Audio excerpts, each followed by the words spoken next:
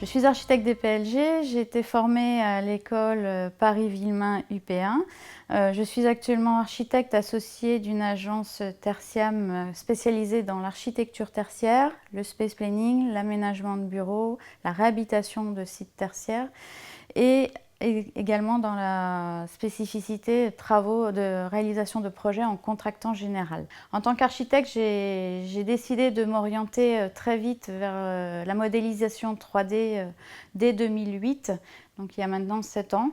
Et j'ai décidé l'année dernière de participer à ce premier master comme une suite logique à cette acquisition du numérique et du 3D dans mon métier d'architecte. En 2014, quand j'ai décidé de rentrer dans ce master spécialisé, le BIM émergeait.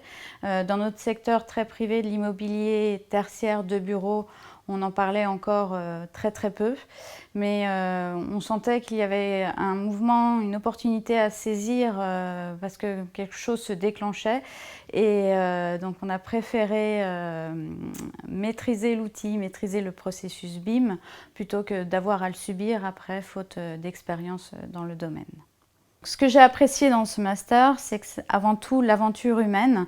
C'est un master spécialisé qui permet de rassembler des personnes, des métiers d'origine complètement différentes, d'univers complètement différents, des échelles d'entreprise complètement différentes.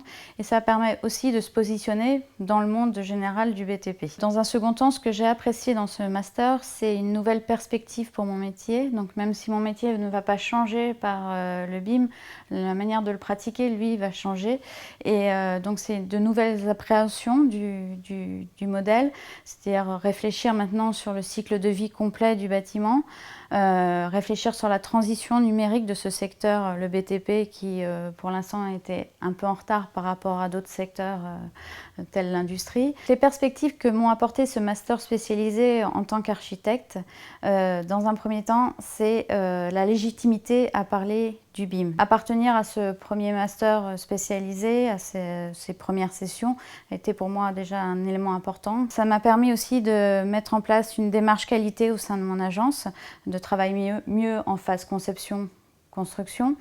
Et après, de développer aussi des outils nouveaux, de prendre un virage avec mon agence et de développer des outils nouveaux pour la phase d'exploitation tertiaire cette fois-ci. Pour finir sur l'aspect principal aussi de ce master qui est l'aspect collaboratif et puis pour prolonger la belle aventure humaine qu'on a vécue avec les 38 premiers masteriens de ce master spécialisé, nous avons décidé de prolonger en créant un groupement et de partager nos expériences entre architectes, ingénieurs, économistes et de continuer l'aventure au travers de ce groupement.